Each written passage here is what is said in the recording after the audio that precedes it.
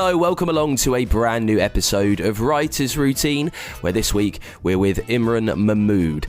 Imran's new novel, Finding Sophie, is out right now. We discuss how storytelling has adapted to our changing attention span and how much he has adapted with that.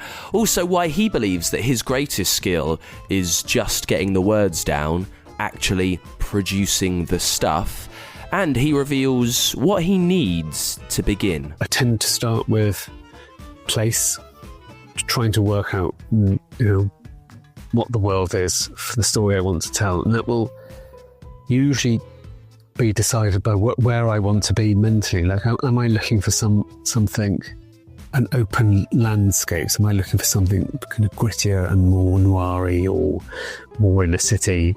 Once I've got the world set up, the plot and the characters kind of go together because of the particular characters inhabit particular worlds. And so the two can arise spontaneously. It's all on the way in a brand new Writer's Routine.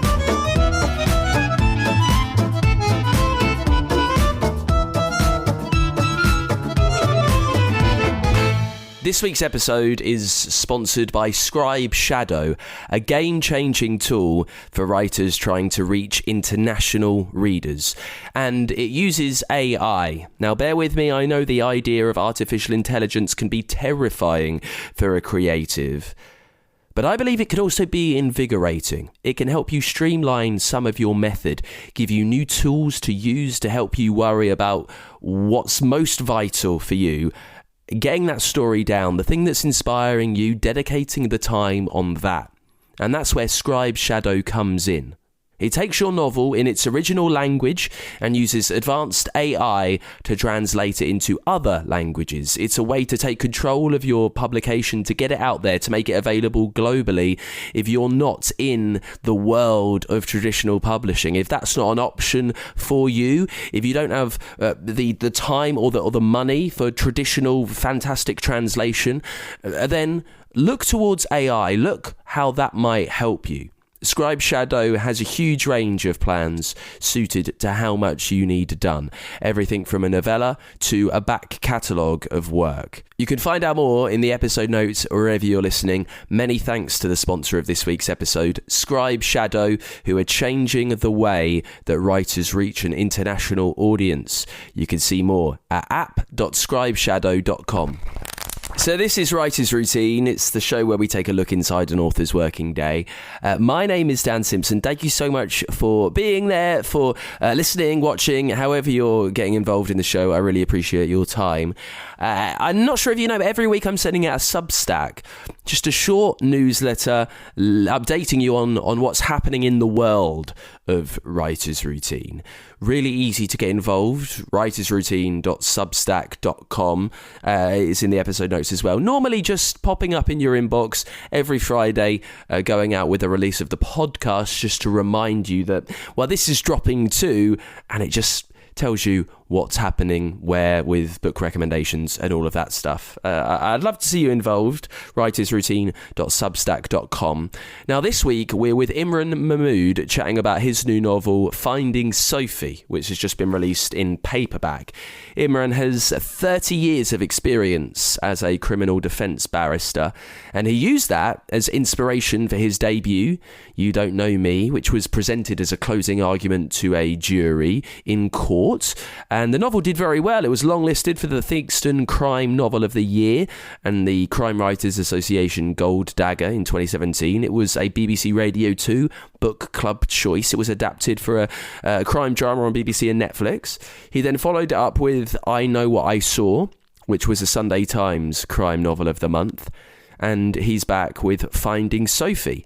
It's all about Harry and Zara, parents struggling to come to terms with their daughter who has gone missing. The police are unable to find any leads. They're growing more frantic and obsessed with their suspicious neighbour who won't answer the door. And then we see what changes in their relationship because of that. Would you both react similarly to this gigantic, world-changing event? It's what the book uncovers. Now, we talk about being busy with a young family, life as a barrister. Writing takes up a lot of time and you need a touch of luck to break into it well. So what called Imran to that? What made him think it was worth his precious free time to spend it novelising on his own? Also, you can hear how both jobs have affected each other, and in particular, why talking to a jury has helped his novel writing. It's all on the way, and we start, as we always do, with Imran Mahmood and what he sees around him in the place where he sits down to write. I normally sit and write my novels in my study, and we were lucky enough to have, just as lockdown came in, we were just in the middle of building works, and the building works were to convert the loft for some much needed space, and it just happened to coincide with that time, which meant that we had built quite a small study, but to be able to work from. And now this is the place that I use to write nearly all of the time these days. And when I look around, I can see out of my window the back gardens of all these terraced houses, which is, to me, just the mark of London. This is London as I've always known it. Just rows of the back gardens of terraced houses. And in the room itself, we've got a picture of the Shard, which I took, which I gave to my wife. We've got a couple of poems. We have a huge bookcase crammed full of books, mainly proofs, in fact, some of which I've got round to, others I'm yet to get round to. And the thing which is in my direct eye line is a clapperboard. You know those boards that you see, take one, take two, all of that. So I've got one of those right in my eye line.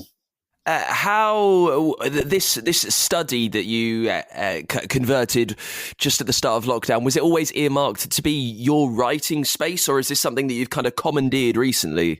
So it was originally envisaged as a bedroom.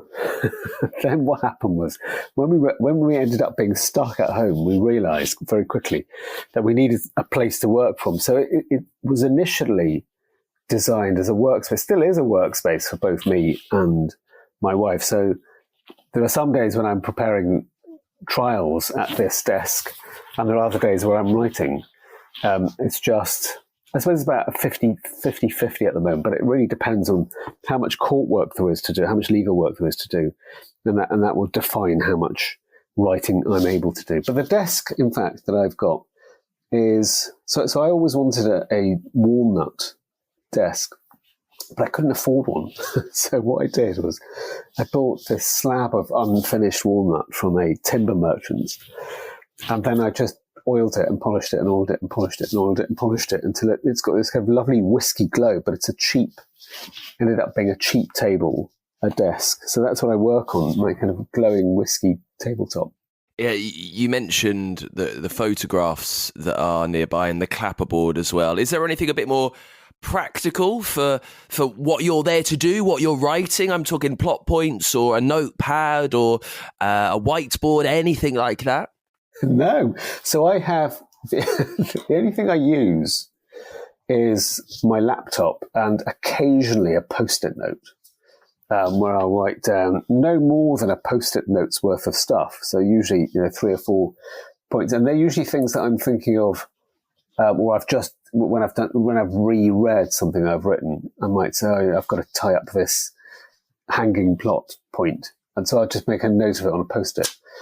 And then as soon as I've dealt with it, it goes in the bin. And if I haven't dealt with it, it just sits there collecting dust, collecting dust, and berating me silently until I manage to do it. Sometimes it sits there and never gets moved for the entirety of the novel until one day I'll realise that I haven't dealt with this plot point, and I'll just wait till my editor comes back, and then the dusty note goes in the bin. But that's what I use, and I've got pens, but again, not really for writing, kind of novel writing with. They're really just to mark up briefs. On my desk, I've got a watch bookcase, like a box, where I keep my watches. I have got a model rally chopper bike, and that was given to me by another writer called Sarah Hillary, who's delightful. And she had read somewhere on a tweet that I missed my old chopper, because I used to have a rally chopper when I was growing up. And my dad one day, when I came home from university, my dad had sold it without asking me. And so I was slightly mourning the loss of this. And she very sweetly bought me this little model, which now sits on my desk. Yeah, that's very sweet, very inspirational, kind of reminds you of, I guess, the process of where you've come from, really. And what about a bit more niche, a bit more nerdy? We're into like writing softwares and font choices. So just take us through what's on the actual screen. Are you bothered by your font at all? So this is quite an interesting question. I love the whole science behind fonts, and I love that, there are millions of them, and so many people spend so much time talking about fonts. And very occasionally you read a book, and at the back it will say, the font on this was, and then it will go into the font. And I've never had that kind of level of kind of detailed knowledge about fonts. I take a very kind of aesthetic view, which is, if I look back and it's kind of readable, I'm happy with it. But when I'm doing legal work, the fonts do kind of matter. So court work, if you draft a set of pleadings, which is like a document which sets out your case for a court, there are kind of specified fonts that they want you to use. So, and font sizes. It has to be 12 point and it has to be spaced a particular way. But for writing, I tend to use whatever font had opened up at the time I started, and then I just stick with it and never notice it, if I'm honest. It's amazing that you're kind of fascinated by the science behind it, but you're not enough to really have any effect on when you're creating novels. Yeah, this is a bit like me and all technology. Like I'm kind of impressed by the thought that goes into, the iPhone, but I'm never impressed enough to start kind of deep diving into, the technology behind it. I just like the way it works. And I think the same goes for the fonts on my screen. I like the way they look.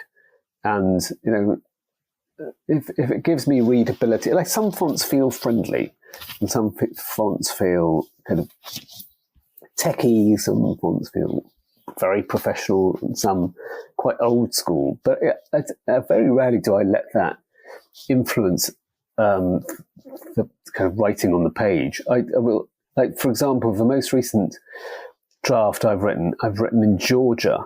And the reason it's in Georgia is because there is a solicitor for whom I occasionally draft letters. I have to draft letters for them. And they use Georgia as their house font. And so it just happened to be, that font. And so it's also quite a nice font, I think. It's nice and clear. Your attitude towards that might immediately answer this question. And I don't know, maybe I'm thinking a bit too out there with it. But because you're in this one space to do both of your jobs now, working as a barrister, also working as a writer, creating novels, which are two very thorough processes, but quite different practices. I wonder if, do you need there to be a slight difference in the space around you when you are writing a novel? Is there any small touches that you'll change just to kind of mentally occupy a different space? I think this is a really good question, and I bet you get actually very interesting answers from some people, but I'm afraid I'm not going to be able to give you the same level of fascination in terms of the answers. So the answer is no, and the reason is, when I started off writing, I didn't have any time. We just had a daughter who was very little then. She'd just been born, and there was almost no time in the day to do anything, and we hardly slept. But I was still writing, and the only way I could write was to kind of scavenge time wherever I could. So I would write on the train quite often on the way to court. And when I got to court, if it was 3 hours before I got on, then I would write in the court waiting room or in the robing room, waiting for my case to come on or waiting for a jury. And I'd be writing literally wherever I could. And so to be able to write in a room with a desk, just by itself, just that alone is privilege enough, actually. It feels like a real luxury to be able to sit there and just write. And so I don't mind distractions. I don't mind noise. I don't mind writing in cafes or libraries, or I've even written on a bus before. I'll take anything wherever I can, just to put down the words I need to put down, on the day. We'll come to the routine in just a second, and I would like to reflect on kind of your role as a barrister and how that affects how you write. So we'll get to that too. I'm just thinking, you said that when you started writing, you were incredibly busy working in law. You've just had a child as well, so you're having to find snatches of time. Like, why when all that's going on and you've got quite a stressful job, which is high pressured and takes up a lot of time as being a barrister, why write? What forced that decision that you think, no, I do need to get this done? I think, again, it's a very interesting and valid question. Why on earth, when there's all this going on, did I find the need to do it? And it was really that. It was a need. I felt as though it was, I don't know, there's something about writing. When you start, and you're in the kind of pattern and the habit of writing every day, then it becomes what became for me quite addictive. And so I would get up, and if I hadn't written that day, I'd feel not just ill at ease, but I would feel the kind of tension in my muscles and my bones, and I'd feel that I just would need to get something down. And, I would write now, even when, I'm in the middle of really complex trials, or I haven't slept, or, it's been a particularly hard day, I'll always try and find some time in the day, or if not this day, then the next day to write. Because if I don't, it feels like a kind of unexpended energy. Those people who, this isn't me, by the way, but there are some people who are addicted to going to the gym. And if they don't, or addicted to running, and if they don't, it kind of sends them slightly loopy. But that, I think, is the same for me. If I don't kind of exercise that demon, the writing demon, then it makes me feel very strange for the rest of the day or week. And have you found, since you've been doing it, have you found your work as affecting your work as a barrister? The two, to some extent, have always been fast friends, the two different careers. And the reason for it was that my first novel, You Don't Know Me, was written started in a court robing room in Crown Court when I was in the middle of a murder case, and it is in fact a jury speech to the reader, and I was writing a jury speech at the time, and so that book, was born directly out of the kind of profession, and so that, they've always been very close. And it's not so much that I get, ideas from the profession or, from cases. It's not that cases are inspiring what I'm writing. It's just that, I can get some of the detail or some of the information or some of the learning from the profession goes into the novel. So they've always been very close. And it's for a long time, it's been that way around, with the bar, the criminal bar in particular, feeding the novels. But recently I've found that it's begun to take a kind of slightly reversed role, so that now the writing is beginning to inform the legal work, in that I think there's a way of expressing yourself in law which is slightly odd. So you're very often speaking in a way that no normal person speaks, and I think it affects the readability of documents and the comprehension of oral speech because of this very formal way that barristers speak. Whereas you can't really get away with that on the page. I mean, you can be very formal, but what you can't do is have this kind of antiquated phrasing or kind of pattern of speech. You have to be clearer. You have to be less passive. For some reason, lawyers always speak in the passive tense. I think it's because it's polite, or was once polite, or conventionally was considered to be polite to speak in that way. But I think that world has changed, and so now I find that my kind of mode of address, written and oral, is much more direct than it had been. So in that way, yeah, the novel writing is changing the work I do professionally. And then the reverse side of that, if your job as a lawyer is to be persuasive, when you're writing a speech, maybe a closing argument to a jury, you're having to really keep things tight and succinct and really find the meat of the story and what it is that you are saying. How do you find that translates back to novel writing then? How much has it influenced that side of it?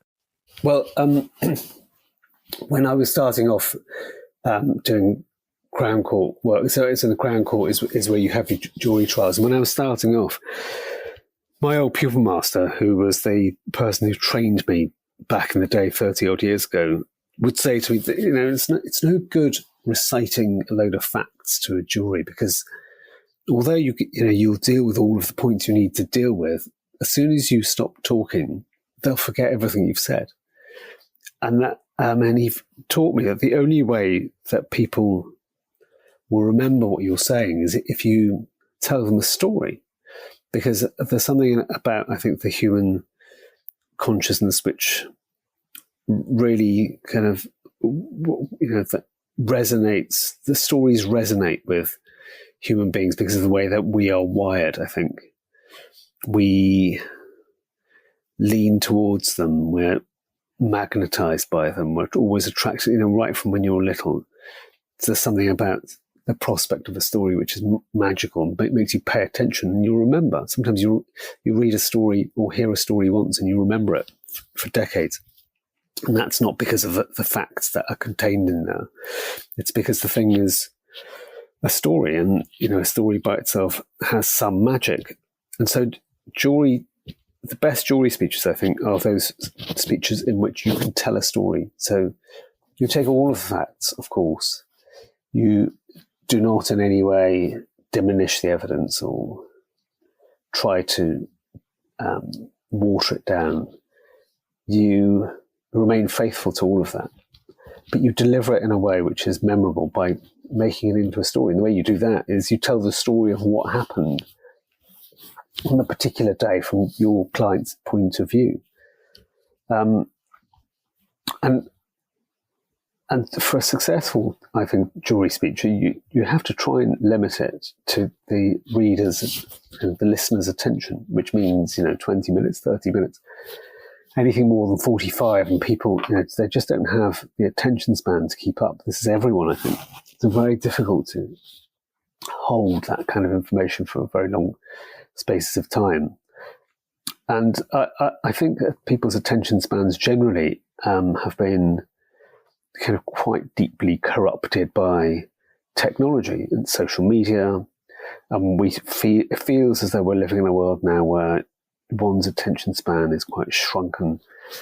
In the old days, I used to read I used to get a broadsheet newspaper and read it from end to end on a Sunday and spend 3 or 4 hours reading it. Now, if I'm lucky, on my phone, I'll read the headline. I don't want to read the rest of it, but I just scroll down to the bottom where I hope the conclusion of the story is. And I've seen that everywhere in culture. I've seen it in novels. So I heard Jeffrey Archer talk about this. And I think he's right about this one thing if he's right about nothing else. And he may be right about nothing else, but he said this. That you can't, in the old days, you could read a book, write a book, and you could spend 50 pages getting into the story and ease your way in. But now you have to have them not even by the first page or by the first paragraph. You've got to see if you can get them by the first line. And I think there's something in that the reader's attention now demands that you get to them very quickly, and then you keep them on the hook through the book. Otherwise, attention wanes and they want to be somewhere else. They want to be looking at something else, reading something else. I think the same thing has happened to music. I remember listening to even pop music, which would have intros that would last 2 or 3 minutes before you got into even 30 seconds, which was considered in the 80s or 70s or 80s to be quite a short intro. Now, an intro is half a second before you get into the song. It's immediate. And I think that is also a reflection of either attention spans or the time that people have left to them in the day, which, as I say, I think is very kind of seriously being, corrupted, but influenced by by technology and the way that that's operated. Your social media apps are designed. I think one of the social media app providers said that their main competition was sleep. They didn't want people to. They want people to sleep. They don't want you to sleep. They want you to be on their apps. What part of novel writing does that change, do you think? Does it change the stories that you may tell? In that they naturally organic need to be quite fast moving and quite thrilling just because that's what hooks a reader in? Or is it just the way that you're framing any story that you want to tell? So you're finding the most action-packed manner of getting this across? I think that's a really, really good question. I think most choices have consequences of some sort. So, you can start the action of your novel within the first page, which produces a benefit to the reader and the writer, but it also does it at a cost, I think. And the cost is probably not very easily measurable. But if you have the patience, if one were to still have the patience and the time to read into a novel for 50 pages, then that I think would also give you something that the instant starter can't give you. It gives you a sense of mood. It gives you a way of being eased into the kind of brain of the story, so that the quality of being immersed in it is different, and I think it's more longer lasting. Novels with rapid pacing and strong hooks are brilliant, because they keep you in the book, through the book, all the way through the book until the end, and that produces what it needs to produce, which is satisfying and rich entertainment. But I think it's different. I think that the quality of the thing that's being produced is different. I'm not saying it's better or worse, but it is different, and I think the two kinds of work give you different things. So yes, you're writing a book which is kind of a bit more compact, and there's very little fluff in modern novels, particularly thrillers and crime novels. Very little. I was reading Dracula the other day, the Bram Stoker one, and there are hundreds of pages in there which don't need to be in there, kind of for the modern eye or the modern reader. And today, no writer would get away with that many words or pages as a finished novel. I just don't think it would happen today. But it also does give you something. It gives you a kind of a depth into the kind of wider and broader picture of that novel and the world of that novel. So yes, you could have a more condensed, interesting, rapid, thrilling Dracula by today's Bram Stoker, but it would be a different book. I know from having listened to your podcast and speaking to other authors that there are some authors who will say, well, I'm up at the crack of dawn, and up I get, and before everybody else is awake, then I start writing. Or there are others who say, I write late into the night, again, when there is quiet and solitude. And I don't really fall into either of those categories, because I will write when I can, and that can be in the morning, it can be late at night, it can be in the middle of the day, it can be, as I say, on a bus, on a train, in a courtroom, in a doctor's surgery, in a hospital. I can often have to write wherever I can find the time just to be able to do it. So I suppose the starting point of writing for me is the story. And so I think the first question, I suppose, is whether it is, the stories of, whether they start off with the character and the characters and, the stories are written around them, or whether I start with plot and develop the characters to fit into them. And I don't think I've ever done the exercise of trying to analyse that. What usually happens, I think, is that the two things happen simultaneously. So in You Don't Know Me, I was writing it was a speech given by a defendant who had sacked his lawyer, so a jury speech. But the idea of that character and the speech kind of arose together. In I Know What I Saw, so that was a story about a man who was homeless, but kind of surprisingly homeless because he was highly educated and had once been reasonably wealthy, Oxbridge graduate who worked in industry. And so suddenly, we meet him when he's living on the streets. And that story started off with the character because it was based on somebody I had met when I was a teenager. Somebody who had exactly those qualities. When I met him, he was homeless, but then I later discovered that he had been to Oxford and he had got a double first in the degree that he'd done, and he was very successful. And so the story that was written around that character rather than the other way around. These days, I think I tend to start with place, trying to work out, what the world is for the story I want to tell. And that will usually be decided by where I want to be mentally. Like, am I looking for something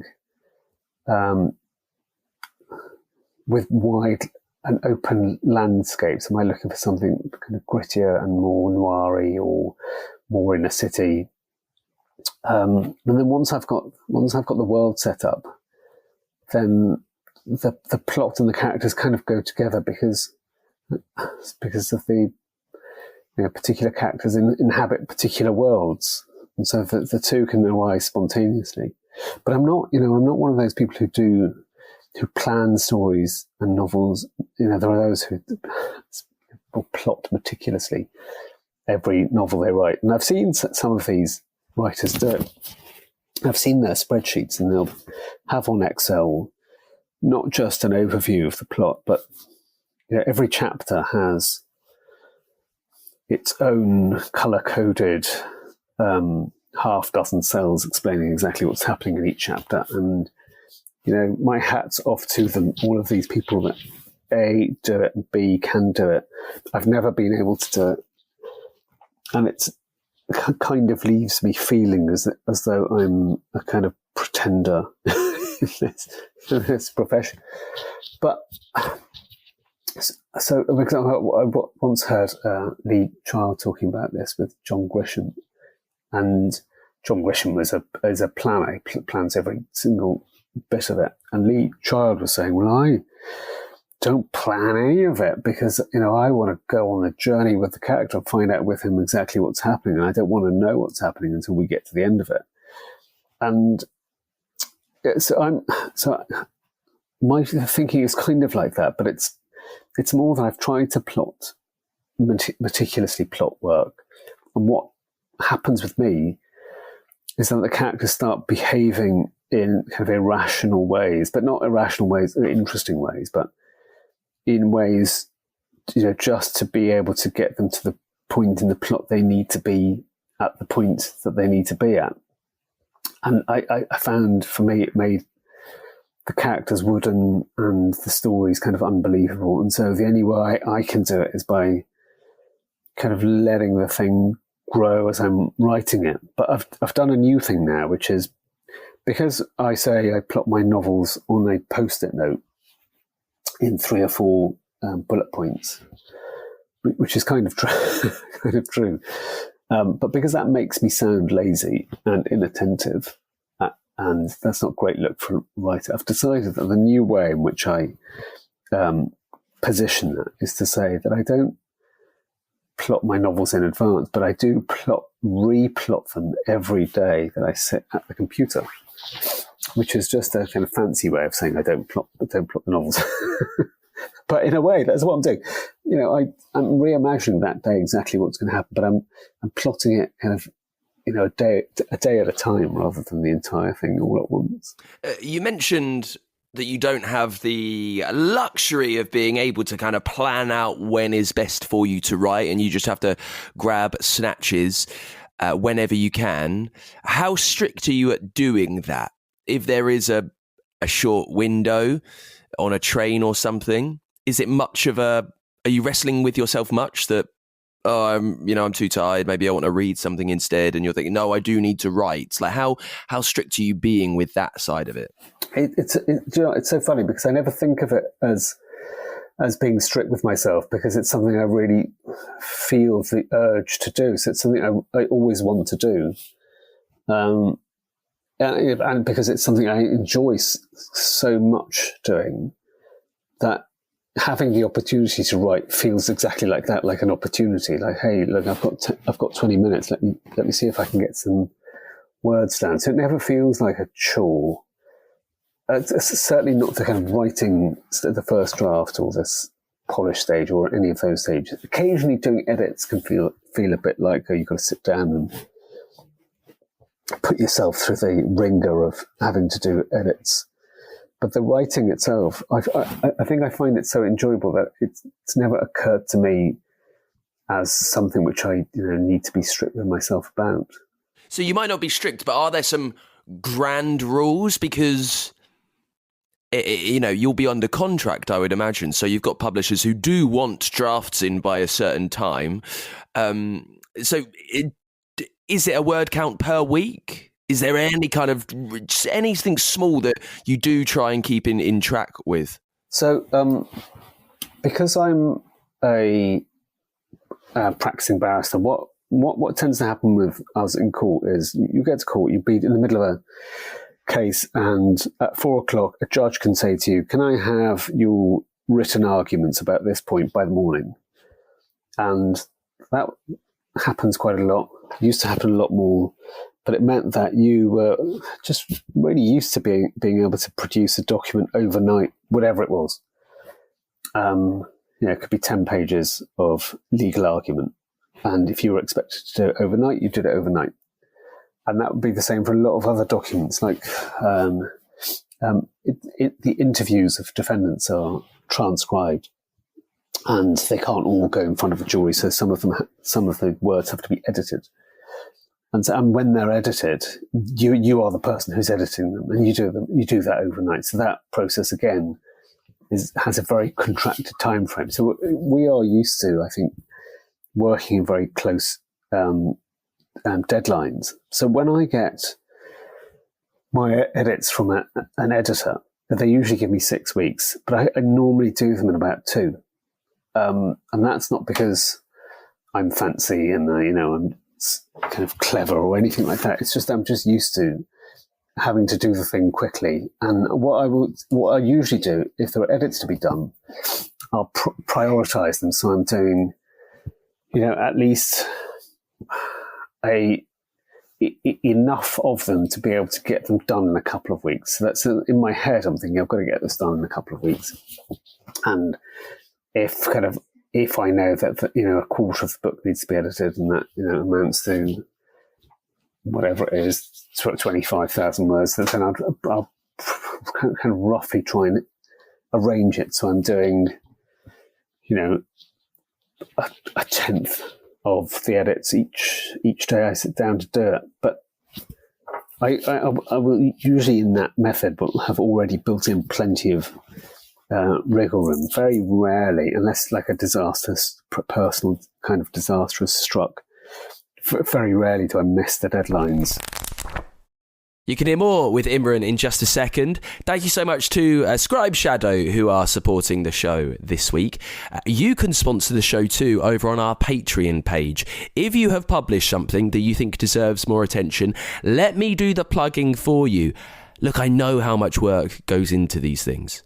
I know what the industry is like and how hard it is to translate that work into views, into bookstore coverage, and most importantly into sales, right? So let me do a bit of plugging for you. You can make that happen by becoming a backer over on our Patreon page. You can also get merch and bonus content while you're there. Patreon.com/writers routine to just help out the show with a regular monthly pledge.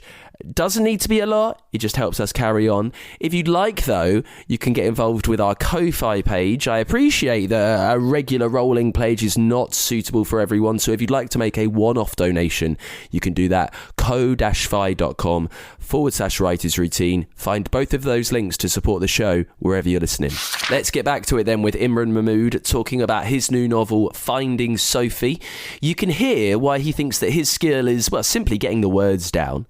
Also, how his process is evolving through 3 books into writing screenplays. And we get back to it talking about the brand new novel, Finding Sophie, and where that very first idea came from. I think I had been thinking about a case in which a defendant was on trial for murder, but there had been no body had been found. And even through the trial, no body had been found. And so there was this sense when the families turned up, and I always wondered about this, whether in the middle of this trial, the family of the missing person or deceased person, murdered person, whether they were going to this trial thinking and hoping for a guilty verdict, which would mean that the person who'd killed their child or son or kind of spouse or relative or friend had been brought to justice, or whether some part of them was hoping for a not guilty verdict, because that would mean that the defendant's defence, if this is the defence he was running, which would be, that person hasn't been killed by him and therefore must still be out there, would hold true. And then I've wondered what it must be like for them to be living in with a foot in each world. So on the one hand, hoping that they're alive, and on the other hand, not quite know that they're not alive, but not quite being able to experience fully the grief of loss. It's not resolved. And I thought that was probably amongst the worst ways to feel that a human being could ever feel. And I just wanted to explore that. What does it feel like to 2 parents whose child is missing? And they're not quite in the position to grieve over them because their body's not been found. And to grieve over them feels like a betrayal to them, to hope. But on the other hand, not grieving for them also feels like a betrayal. And so I just wanted to explore that. And then I thought that the way that I could kind of empathise with that predicament most would be if I talked about 2 parents and their missing child. And then I just kind of followed it through. I thought about the different ways in which different people would deal with that. Like, would Dad approach it in a different way to the mother? And if so, what were the investigations that he would do? How would they differ from the way that she would approach it? And in the end, in this case, the parents do approach it differently. Mum kind of approaches the question on a much more emotionally developed way, and she talked to her missing daughter's friends and try and understand what was going on in her life emotionally. Whereas Dad, Harry, was very busy trying to find out, who might have seen her, where she had last been? What were the neighbours doing? Did anybody see her walking along this road? What about this guy hiding behind the high walls? So that's how the story started and developed. If it's your characters that are really exploring this story for you, and they're going through something that you will not have gone through, so what are you asking? How are you learning what they are thinking, perhaps ahead of getting all of it done? What are you asking them? How are you getting to know more about their thoughts? I, when asked about this, will say that Finding Sophie was the most difficult book I've written so far. And I think that's because in order to kind of try and replicate a fictionalized grief, I don't think you can do it unless you are in the middle of your head is in a place where you're experiencing grief. And most human beings have experienced grief in their lives, or will experience something which is kind of deeply sorrowful or melancholic or hurtful, and feels like grief, and it's horrible if you've ever been there. But to get into the space of writing about a character's grief, you have to inhabit it for a little while. And so that's what I would do. I would sit there and before I would start typing, I would ask myself, how does Harry feel today? This is what he's just done. This is what he did yesterday. He knocked on this door. This is what happened. How does he feel now? Is he angry? How angry is he? How does that compete with his kind of deep sorrow about what's happened? Does he retain any hope? How is he going to react when he has to speak to his wife about something or other? How does he get through the barrier of this neighbour who won't open the door, won't speak to him, won't speak to the police, when everybody else on the street has happily told them what they know, whether they've seen them, where they were on a particular day, and positively helped him to try and trace his daughter? What about this guy? And so I would sit there and wonder what he would be feeling. But then when I was in that place, then I'd start writing.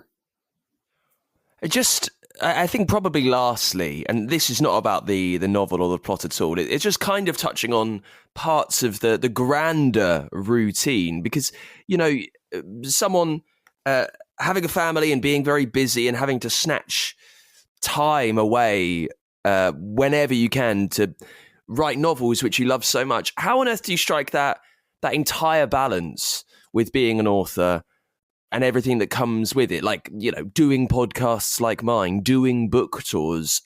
How do you make that work on a big level now, having these two careers at once?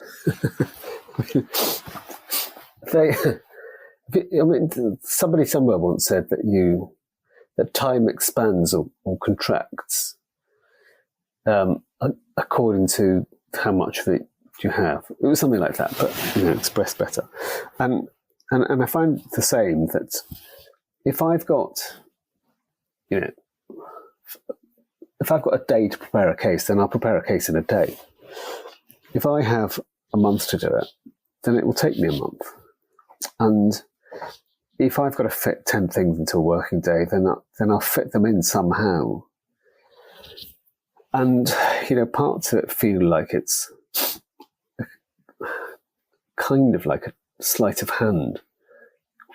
But I think it's just about making the best overall use of your day and having kind of being able to prioritize the things which have to be done on that. There are certain priorities that you can't step away from. If you have children, they need to be fed, whether or not you want to. You want to keep them alive, you have to. So that's a kind of priority that you can't get away from. Also, if I'm in court tomorrow at 10 o'clock, I've got to be in court at 10 o'clock. And if the case goes on till 4 or 5 o'clock, I'm there till 4 or 5 o'clock. So those are the kind of less elastic deadlines in my life. And so those are givens. You can't do anything about those. You've just got to get through those. And then everything else, in a way, is up for grabs. And, I'll try and... So the other thing I do is I also do screenwriting. So I've just had a show greenlit by ITV. And so at the moment, there's quite a lot of screenwriting to be done as well. But what I tend to do is I'll have a day where I'm dealing with the screenwriting, and whatever the deadlines are that I'm given by the production company, then I'll meet those deadlines and get that work done before I move on to something else. Because if I haven't got a deadline on my novels, then that can take a kind of a back burner or a back seat until that becomes more, until those deadlines kind of draw closer. And also that works in reverse. If there's a writing deadline, then I'll make sure that gets done before anything which doesn't have a deadline. And if the deadlines are happening all at the same time, if there's a bit of midnight oil to be burnt, or I'll work at the weekend so I can catch up and try and get it all done.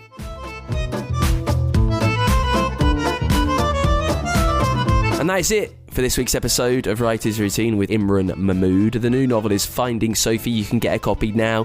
If you'd like to support Imran, the show, and your local independent bookstore by doing that, use our bookshop.org Writer's Routine store. The link is in the episode notes, wherever you're listening. It just goes a really long way to supporting some of the little players that are involved.